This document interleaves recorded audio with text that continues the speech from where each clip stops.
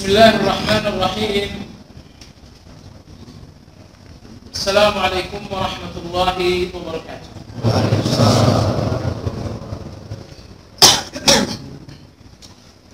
Innal hamdalillah nahmaduhu wa nasta'inuhu wa nastaghfiruh wa na'udzu billahi min shururi anfusina wa min sayyiati a'malina. Man yahdihillahu fala mudilla lahu wa man yudlil fala hadiya lahu wa ashhadu an la ilaha illallah wahdahu la sharika lahu wa ashhadu anna Muhammadan abduhu wa rasuluhu la nabiyya ba'dahu. Allahumma shalli wa sallim ala Muhammad wa ala alihi wa ashabihi wa man ittaba'ahum bi ihsanin ila yaumiddin. Ya ayyuhalladzina amanu taqullaha haqqa tuqatih wa la tamutunna illa wa antum muslimun. Kaum muslimin rahimakumullah, kajian Asmaul Husna malam ini insyaallah akan memasuki pembahasan Asmaul Husna yang ke-25,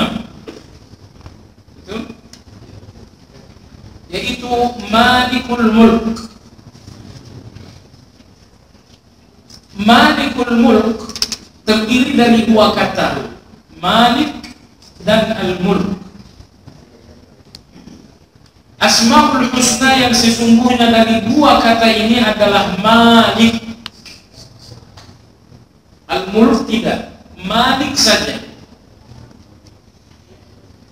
Maka Asmaul Husna yang mirip dengan Malik ada tiga. Yang pertama Malik panjang, Ma-nya panjang. Nomor dua Malik, Li-nya yang panjang. Yang ketiga adalah Malik, nggak ada yang panjang. Ini tiga Asmaul Husna dari akar kata yang sama. Jangan ada yang mengatakan, oh itu tiga maknanya sama. Oh enggak, bahasa Arab itu sensitif.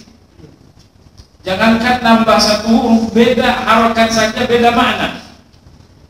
Nah, jadi Malik, contohnya firman Allah dalam Al-Quran, Ar-Rahmanir Rahim, Maliki Yaumiddin. Ma-nya panjang. Yang kedua Malik, yang panjang adalah Li-nya, Lam-nya. Satu kali dalam Al-Quran, di akhir surat An-Najm, Allah subhanahu, surat Al-Qamar, Allah berfirman, Innal muttaqina fi jannatin wa nahar fi maq'adi sidqin 'inda malikin muqtadir. Inda malikin, malibannya. Ayat terakhir surat Al-Qamar. Lalu yang ketiga Malik, nggak ada yang panjang. Contohnya adalah firman Allah, Qul a'udzu birabbin nas, malikin nas. Nggak ada yang panjang.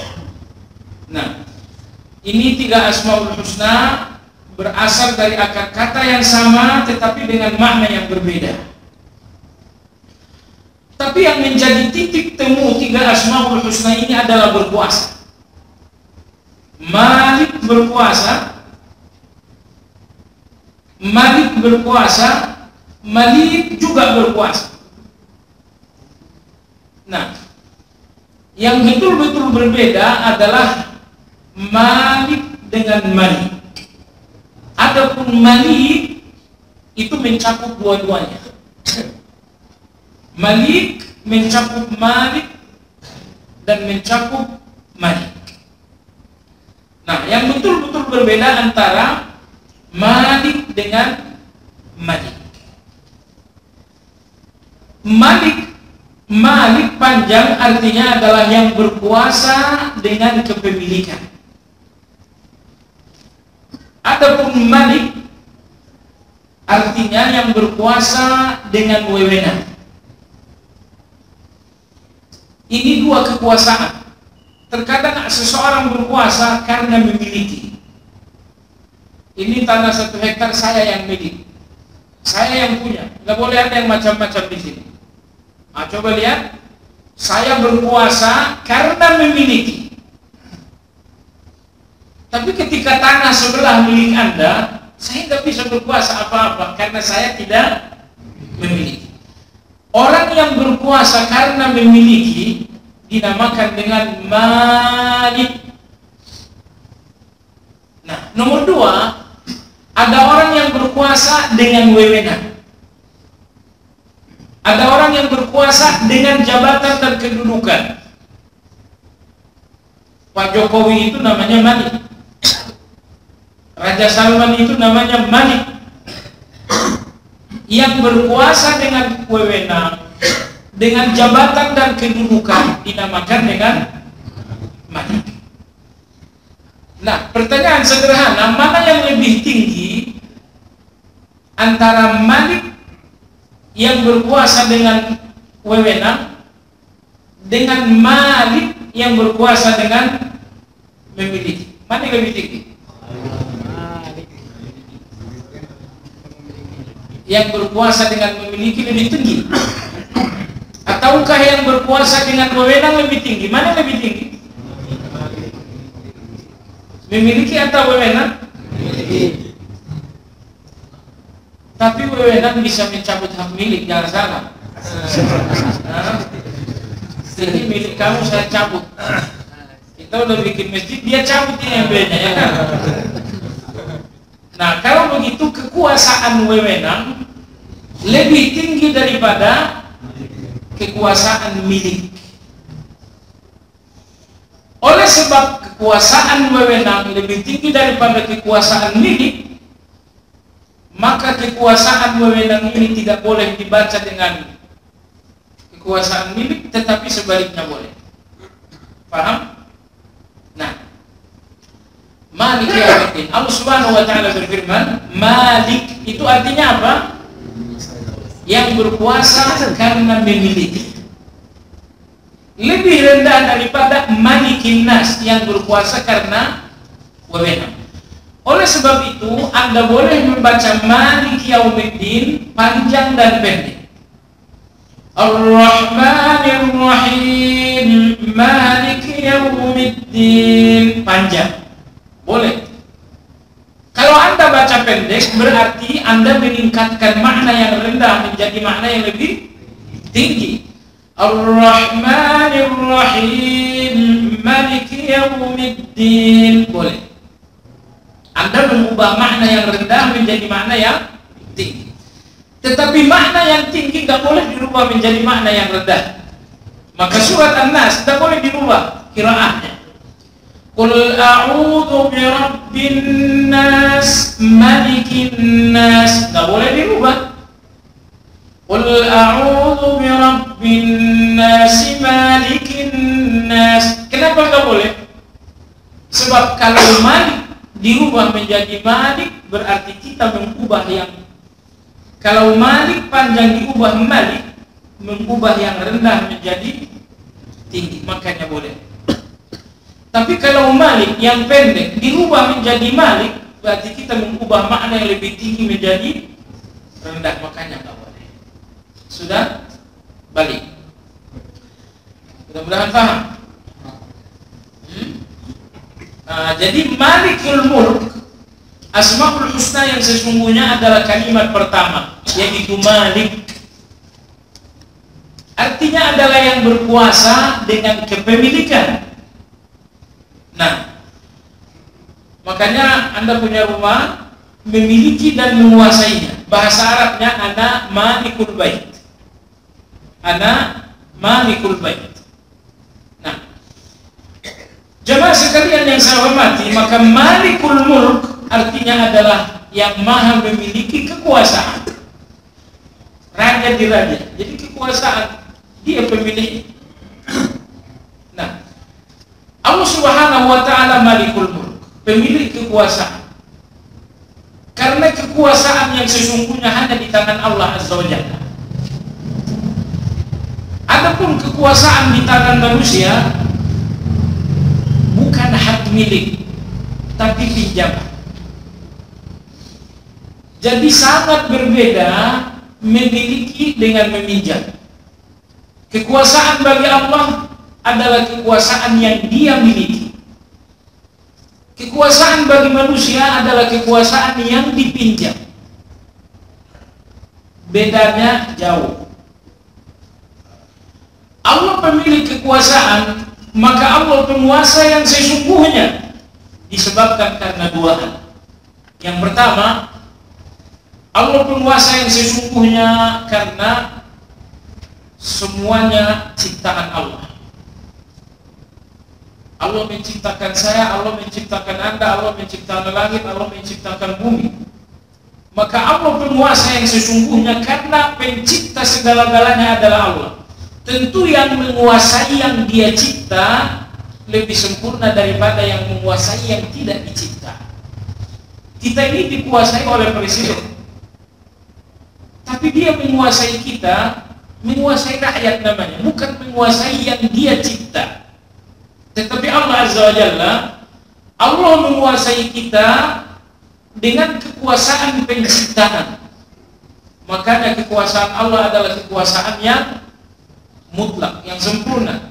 Kekuasaan yang sesungguhnya kekuasaan Allah, karena Allah berkuasa terhadap semua disebabkan karena Allah mencipta. Alasan yang kedua, kenapa kekuasaan Allah adalah kekuasaan yang sesungguhnya? Karena Allah Subhanahu wa Ta'ala Maha Abadi. Tidak ada akhir bagi kehidupan Allah, sehingga tidak ada pula akhir bagi kekuasaan Allah Azza wa Jalla. Manusia yang berkuasa, kalau usianya tidak berakhir dalam kekuasaan, maka masa jabatannya akan berakhir. Tapi bagaimanapun ada akhir. Oleh sebab itu, manusia yang berkuasa bukan penguasa sungguhan. Nah, jadi kesimpulan, penguasa yang sesungguhnya adalah Allah karena dua hal. Karena Allah yang menciptakan segala-galanya.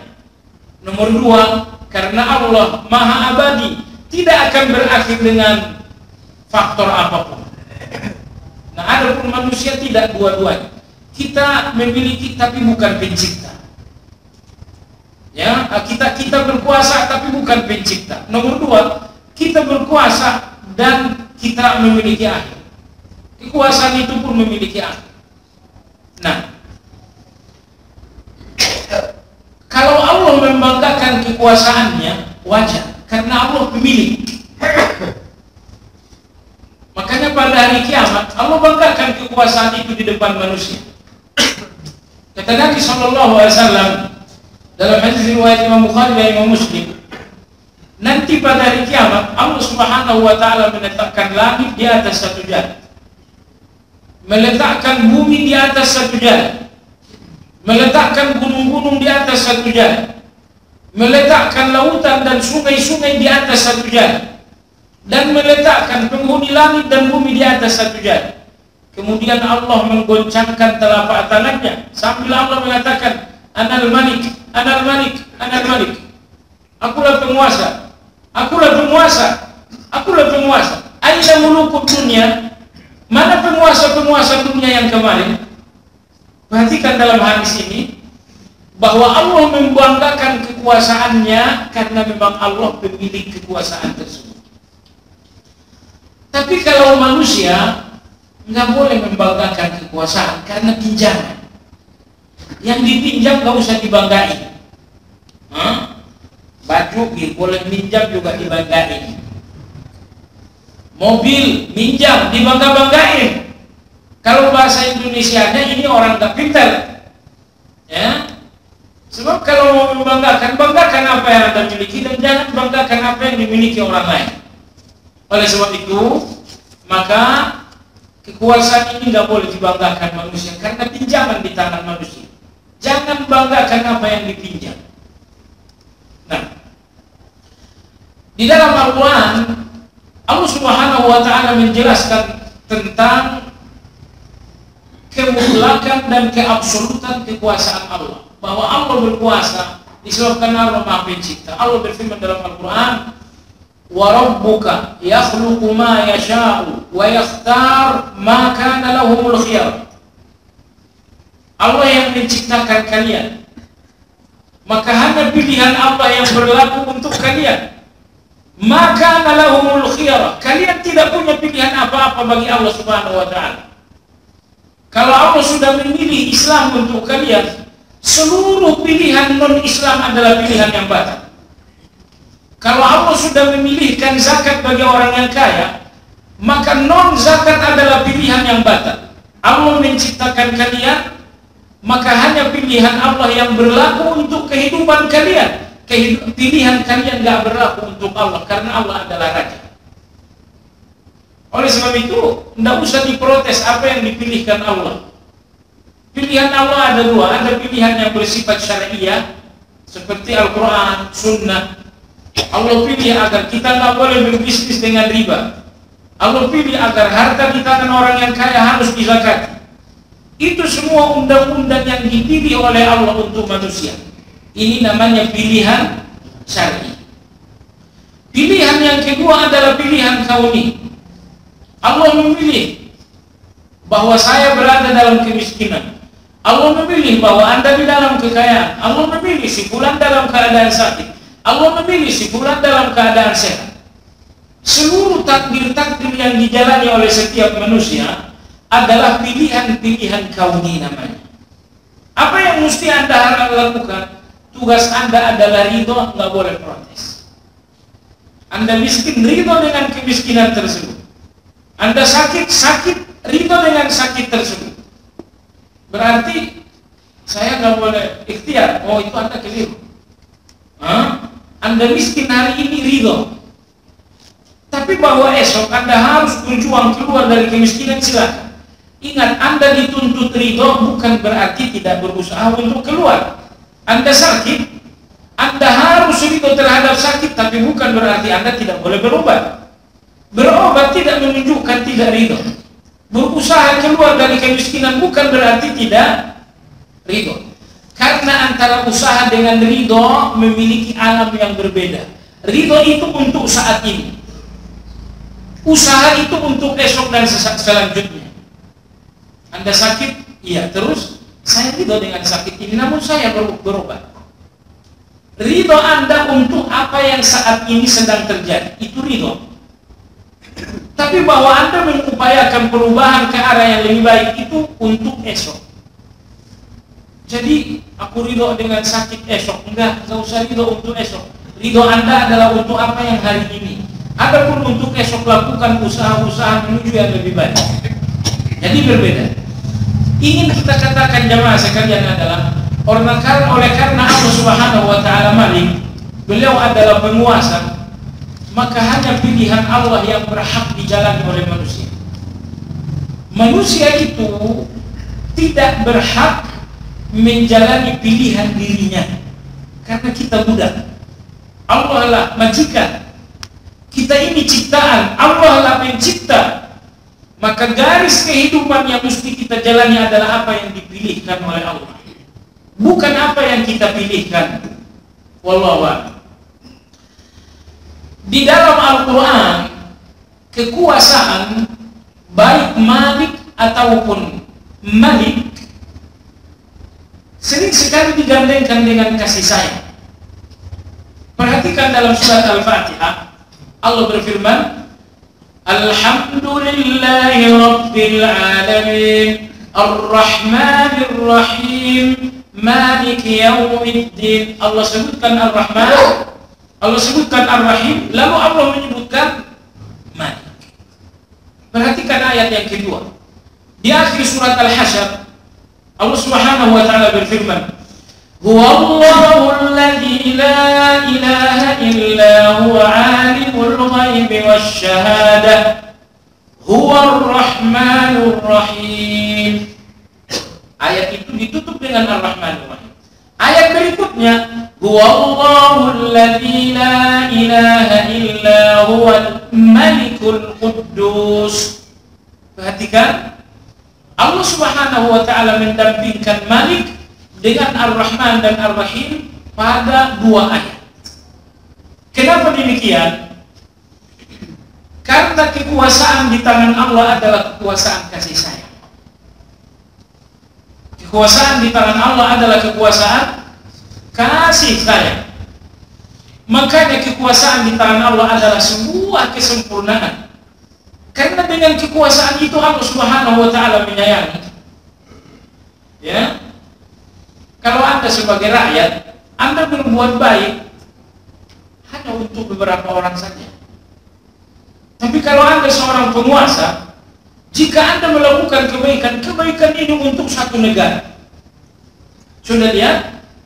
Maka Allah Subhanahu wa taala berkuasa dengan kekuasaan kasih sayang.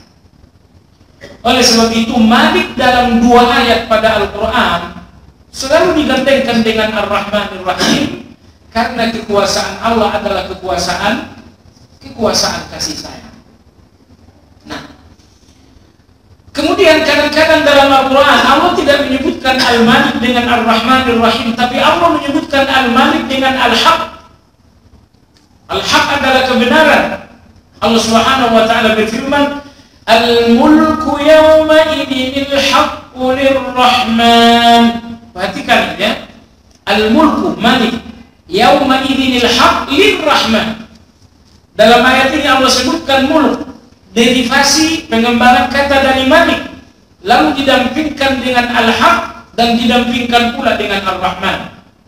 Maka ini ayat yang ketiga ini menguatkan bahwa kekuasaan Allah adalah kekuasaan kasih sayang.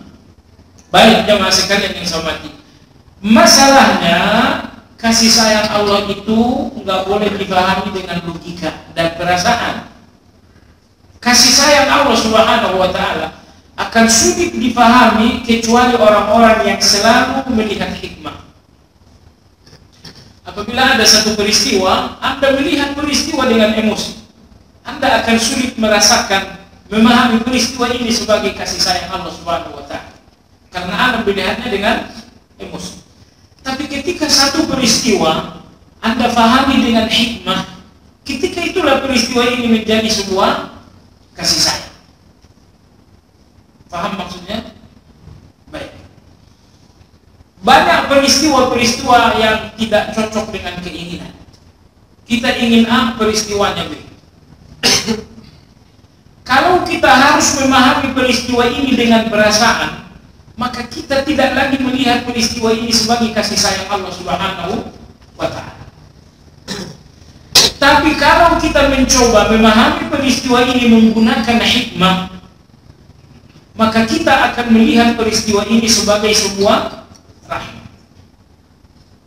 Oleh sebab itu jemaah sekalian, terjadi satu peristiwa, fahamilah dengan hikmah. Apa hikmah di balik peristiwa? Terjadi kematian. Anda cari apa hikmah di balik kematian? Terjadi kematian, kesempatan dan peluang untuk bersabar. Terjadi kematian, berarti kedudukan saya naik di sisi Allah. Terjadi kematian, berarti dosa-dosa saya dihapus oleh Allah. Terjadi kematian, berarti latihan untuk hati ini semakin tawar. Terjadi kematian, sebuah pelajaran bahwa hidup ini memang berakhir. Perhatikan jemaah sekalian, saat kita memahami kematian, sebuah peristiwa yang kita tak sukai, namun kita memahaminya dengan kacamata hikmah, maka hasil kita melihat kematian ini tidak lepas dari kasih sayang Allah Subhanahu wa taala. Nah, apabila Anda pergi ke tanah Rohingya, Anda sudah melihat darah yang masih mengalir sampai sekarang, nyawa yang masih melayang sampai sekarang. Darah ini menetes, nyawa itu melayang tanpa perhitungan sedikit pun, karena ini adalah Muslim. Nah, kadang-kadang kita berpikir, di mana pembalasan Allah Subhanahu wa taala? Allah menyayangi mereka, mestinya Allah membalas. Jemaah sekalian, logika Anda keliru. Dunia ini adalah negeri ujian. Negeri pembalasan itu di mana? Iya, jangan ditukar. Kalau Anda melihat dunia ini adalah negeri pembalasan, kita akan melihat kematian Muslim Rohingya ini kematian yang sia-sia, karena tidak ada nampaknya pembalasan dari Allah Azza wa Jalla. Tetapi jemaah sekalian, seorang mukmin tidak pernah melihat dunia ini dengan negeri pembalasan, tetapi negeri ujian. Kenapa Rohingya ini mengalami penderitaan dan tidak ada pembalasan? Karena negeri ini ujian. Allah menguji mereka. Kenapa biksu-biksu jahat ini masih berjalan melenggang dengan bebas tanpa satupun perhitungan? Ya karena dunia ini bukan negeri pembalasan. Dan ingat jamaah sekalian, ada dua hukuman Allah Subhanahu wa ta'ala. Yang pertama hukuman yang disegerakan, nomor dua adalah hukuman yang ditangguhkan. Pertanyaannya, di antara dua hukuman ini mana yang lebih buruk, mana yang lebih parah, mana yang lebih sakit? Hukuman yang disegerakan atau hukuman yang ditangguhkan? Hukuman yang ditangguhkan jauh lebih sakit. Anda mencuri, potong tangan, itu hukuman yang disegerakan. Anda membunuh, Anda dikisos, itu hukuman yang disegerakan. Hukuman-hukuman yang ditangguhkan di akhirat, ini hukuman yang sangat luar biasa. Jadi seolah-olah Allah tidak mengampuninya di dunia, sehingga ditangguhkan hukuman untuk akhirat. Oleh sebab itu jemaah sekalian yang saya hormati, hati-hati dengan hukuman yang ditangguhkan oleh Allah Azza wa Jalla. Satu hal yang mesti Anda yakini, kesalahan Anda nggak mungkin tanpa hukuman, karena Allah Maha Adil. Apapun kesalahan Anda, kesalahan B, kesalahan C, semua akan ada perhitungannya. Tidak mungkin Allah Subhanahu wa ta'ala mendiamkan itu. Tidak mungkin. Tetapi di antara Asmaul Husna adalah Al-Halim. Al-Halim. Apa arti Al-Halim? Yang maha menangguhkan azab dan hukuman. Itu arti Al-Halim.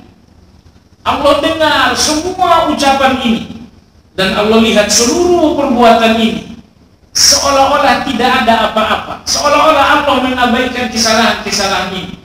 Tapi itu hanya seolah-olah. Allah Halim, menangguhkan hukuman. Maka Nabi SAW bersabda, Innallaha la yumli lidh-dhalim hatta idza aqadahu lam yuflithu. Allah Subhanahu wa ta'ala akan menangguhkan orang-orang yang zalim. Subhanallah. Jadi kalau Anda orang yang zalim, hukuman untuk Anda tidak akan spontan. Hari ini zalim, hari ini baik. Tidak. Kata Nabi SAW, Innallaha la yumli lidh-dhalim. Sungguh Allah Subhanahu wa ta'ala benar-benar akan menangguhkan hukuman bagi orang zalim. Hatta idza adrakahu, begitu saatnya Allah menghukum, lam yuflithu, orang ini enggak akan lolos. Dan ingat, hukuman yang ditangguhkan oleh Allah jauh lebih buruk, jauh lebih sakit dibanding hukuman yang disegerakan oleh Allah Azza wa Jalla. Dan saya lihat, mohon maaf ya, di antara bentuk kebodohan kita, kebodohan saya, mungkin juga Anda. Apa itu? Al-amnu min makrillah ma'al i'tiraf bi ma'siyatillah. Ini kebodohan kita. Kita merasa aman dari azab padahal kita sadar dengan dosa. Kita mengaku dosa tapi kita nggak takut dengan azab. Merasa aman dari azab, justru kita mengakui segala. Ini subhanallah, ini bukan kecerdasan. Anda sadar berada dalam dosa, iya. Anda takut terhadap azab, tidak. Merasa aman dari azab padahal mengakui sebuah dosa, menyadari sebuah dosa. Cuma sekali ini bukan sebuah kecerdasan. Ini bukan kepintaran. Waliyadzubillah. Orang-orang yang pintar, apabila mereka betul-betul, apabila mereka melakukan dosa, mereka tidak akan merasa aman dari azab. Mereka tidak akan merasa aman dari azab. Dan hati-hati jemaah sekali lagi, hukuman yang ditakukan Allah itu dahsyat.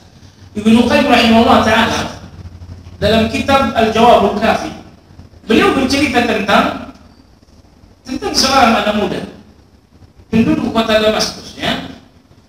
Suatu sore dia duduk di depan rumah. Tahu-tahu dan qadarullah, rumah laki-laki ini mirip dengan pemandian umum. Jadi bangunan pemandian umum mirip sekali dengan rumah laki-laki, anak muda.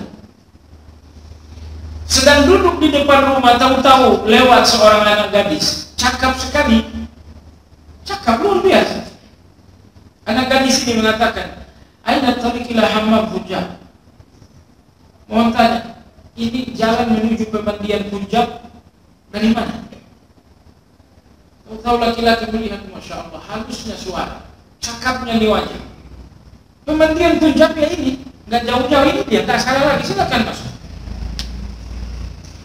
Perempuan ini masuk. Sepertinya dia bukan penduduk asli sehingga mudah ditipu. Dia masuk. Setelah perempuan ini masuk, laki-laki ini juga masuk. Dan perempuan ini kemudian sadar apa yang diinginkan laki-laki. Perempuan ini mengatakan, yang kau inginkan akan kuberikan, dengan catatan berikan beberapa kebutuhan saya. Saya butuh sampo, saya butuh sabun, saya butuh bla bla bla. Belikan ke warung terdekat.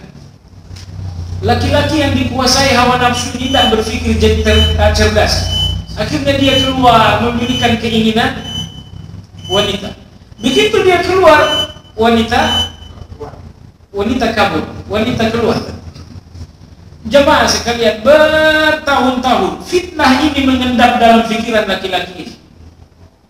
Sudah berlalu 2 hari, tapi fitnah ini nggak keluar. Sudah berlalu setahun, tapi suara wanita ini masih terngiang-ngiang saja. Walhasil kata Imam Ibnu Qayyim, qadarullah, beberapa tahun kemudian laki-laki ini akan wafat. Semua orang yang mendampingi detik-detik sakarat mencoba untuk membisikkan, mentalkinkan la ilaha illallah. Wahai fulan, la ilaha illallah, ucapkan. Setiap kali orang mengajarkan la ilaha illallah, laki-laki ini mengucapkan apa kata-kata yang pertama kali ia dengar dari wanita itu? Aina tariqil hamam Punjab. Jalan ke pemandian Punjab yang mana?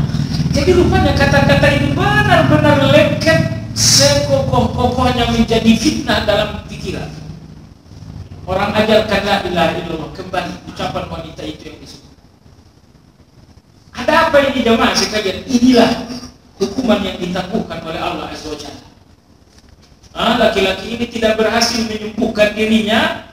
Waktu berlalu, hari berlalu, minggu, bulan dan tahun berlalu, laki-laki ini tidak berhasil menyembuhkan fitnah dalam pikirannya, sehingga ketika dia akan wafat, fitnah ini baru menguasai pikiran. Orang datang dengan la ilaha illallah, tetapi fitnah mengatakan ucapan wanita tersebut. Ada apa ini jemaah sekalian? Jawabannya, hati-hati dengan hukuman yang ditangguhkan oleh Allah Azza wa Jalla. Maka oleh sebab itu ini hati, ini pikiran saat ini tergantung kemana. Ini dievaluasi, dipelajari hati ini. Karena Allah tidak mau tahu dengan penampilan saya, dengan pakaian Anda, dengan rumah dan mobil kita. Satu-satunya yang Allah lihat adalah hati ini. Kalau saat ini Allah melihat hati Anda, apa yang Allah lihat di dalam? Anda khawatir jemaah sekalian? Seandainya saat ini Allah melihat hati kita, Allah akan temukan dengki di dalam. Atau jangan-jangan ketika Allah melihat hati ini, Allah akan melihat permusuhan di dalam. Atau jangan-jangan ketika Allah melihat hati ini, Allah akan melihat keserakahan di dalam. Atau jangan-jangan ketika Allah saat ini melihat hati ini, Allah menemukan dalam hati ini wajah wanita-wanita fitnah. Atau jangan-jangan ketika Allah melihat hati ini, Allah menemukan keinginan zina yang besar di dalam. Hati-hati jemaah sekalian hormati. Allah kata Nabi SAW, Allah nggak melihat bentuk kalian, Allah nggak melihat penampilan kalian, Allah melihat hati kalian. Waspadalah. Allah melihat hati kalian. Saat ini Allah melihat hati Anda, apa yang Allah temukan di dalam? Laki-laki dalam cerita Ibnu Qayyim gagal memperbaiki hati. Fitnah menendang, berkarat, kokoh, nggak bisa keluar. Lihatlah hukuman ditangguhkan menjelang mati. La ilaha illallah seolah-olah tidak terdengar. Baik, jemaah sekalian yang saya hormati, hati-hati dengan itu semua. Oleh sebab itu setiap detik hati ini harus terus-menerus diservis. Hati ini harus terus-menerus dikaji apa di dalam. Wanita lewat gitu kan, seorang wanita lewat cakap, ketika dilihat apa yang ada di dalam, Allah tahu. Ketika Anda lihat-lihat gadget ini, mulai buka-buka Facebook, mulai buka-buka browsing ya, muncul gambar A, gambar B, akhirnya berlama-lama. Jemaah sekalian, sebelum Anda melihat, Allah melihat lebih dahulu. Anda belum melihat, Allah melihat terlebih dahulu. Sayangnya jemaah sekalian, tidak ada rasa malu kepada Allah dalam kesendirian. Inilah kemunafikan kita. Di depan orang kita luar biasa banget. Tapi begitu kita kesendirian, keberanian bermaksiat ternyata luar biasa. Dalam kesendiriannya Allah, sholatnya sunnah banget. Ditambah lagi dengan jenggot yang bentar. Tapi itu di depan orang, jangan salah. Begitu sendiri, di dalam kamar tanpa siapa-siapa, ternyata hatinya benar-benar sangat berani melawan Allah Azza wa Jalla. Cuma sekalian hati-hati. Nah, ingat kembali kepada apa yang saya katakan, hukuman yang disegerakan Allah, walaupun sakit, tapi jauh lebih mudah, jauh lebih ringan dibanding hukuman yang ditangguhkan oleh Allah. Kapan hukuman yang ditangguhkan ini terlaksana? Hukuman ini akan terlaksana pada waktu yang sangat pas menghukum. Di akhirat, saat Anda nggak punya kekuatan, waktu yang sangat pas menghukum. Laki-laki dalam cerita Ibnu Qayyim, jelang-jelang sakaratul maut, waktu yang sangat pas menghukum. Allah Maha Bijaksana, Allah tahu kapan waktu yang pas menghukum. Sekarang ini Anda dihukum untuk apa? Tubuh Anda sehat, kekayaan Anda banyak, kekuatan Anda luar biasa. Kalaupun Anda dihukum, Anda tidak akan merasakan hukuman itu karena waktunya tidak pas. Tapi begitu esok akan mati, sakarat sedang berlangsung, detik-detik ajal sedang terjadi, Allah menghukum. Coba, hukuman terjadi saat Anda tidak bisa berbuat apa-apa. Ini baru luar biasa. Oleh sebab itu Allah tangguhkan hukuman, dan hukuman yang ditangguhkan jauh lebih sakit dibanding hukuman yang disegerakan. Oleh sebab itu, ini kasih sayang Allah pula. Kenapa hukuman ditangguhkan oleh Allah? Agar Anda sadar, agar Anda bertaubat. Allah tahu maksiat Anda kemarin. Maksiat ini berlangsung esok harinya, berlangsung hari ini. Hukuman seolah-olah tidak ada. Tapi jangan salah paham. Allah berfirman dalam Al-Quran, wa ma kana rabbuka nasiya. Allah nggak mungkin lupa dan melalaikan ini semua. Kemarin dosa, disambung hari kedua, hari ketiga, sudah seminggu berada di dalam dosa. Allah tangguhkan hukuman. Jangan salah paham dengan waktu penangguhan ini. Sebagian orang memahami waktu penangguhan ini seolah-olah nggak ada azab. Akhirnya hati mereka buta, telinga mereka menjadi tuli. Allah berfirman dalam Al-Quran, Allah Subhanahu wa taala berfirman, "Wa hasibu an la takuna fitnah, fa'amu wa sammu." Mereka berpikir tidak ada azab, hanya karena azab itu ditangguhkan. Akhirnya mata mereka buta, telinga mereka menjadi tuli. Disebabkan apa? Mereka mengira tidak ada hukuman, hanya karena Allah menangguhkan. Oleh sebab itu jemaah sekalian, Allah sudah tangguhkan kemarin dosa lagi, sampai sekarang dosa lagi. Segera bertaubat, perbaiki segalanya. Begitu nanti Allah menghukum, Anda akan hancur-hancuran. Allah akan menghukum dengan luar biasa. Dan ingat, hukuman Allah untuk preman berbeda dengan hukuman Allah untuk orang yang ngaji. Benar? Ingat, Fir'aun itu tidak dihukum Allah sebelum Musa datang. Betul? Bertahun-tahun Fir'aun mengatakan, aku Tuhan, aku Tuhan, aku Tuhan. Allah tidak menghukum. Allah tangguhkan sampai datang yang memberikan nasihat, yaitu Musa. Begitu nasihat telah sampai dan diabaikan, Allah Subhanahu wa taala menghukum Fir'aun. Dan ini undang-undang. Allah tidak menghukum orang yang salah hanya karena kesalahannya, tapi Allah menghukum orang yang salah ketika nasihat atas kesalahan telah diabaikan. Maka saya ulangi, Fir'aun ini bertahun-tahun mengaku diri sebagai Tuhan, tapi belum datang nasihat. Maka Allah tidak menghukum. Lalu Allah Subhanahu wa taala mengutus Musa. Nasihat disampaikan dan ternyata diabaikan. Maka Allah Subhanahu wa taala menghukum Fir'aun alaihi la'natullah. Oleh sebab itu jemaah sekalian, Allah tidak menghukum kesalahan hanya sekedar karena salah, tapi Allah menghukum kesalahan seseorang karena nasihat telah datang, lalu nasihat diabaikan, maka Allah Subhanahu wa taala menghukum. Nah, maka preman-preman itu kejahatan mereka seolah-olah tidak ada perhitungan. Tapi kalau Anda yang sudah ngaji, nasihat setiap hari, nasihat setiap jam. Kalau tidak hadir di masjid menghadiri kajian seperti ini, ada handphone, Anda bisa mendengarkan radio, Anda bisa mendengarkan televisi. Ketika nasihat ini nyaris tidak keluar, tidak lepas dari telinga Anda, ternyata masih saja melakukan maksiat ini luar biasa. luar biasa. Walhamdulillah. Baik, jangan sekalian, cuma hati-hati. Hati-hati. Nah, baik. Malikul Mulk berarti pemilik. Beliau mengatakan disebutkan dalam Al-Quran 2 kali. Sudah masuk waktu belum? Belum.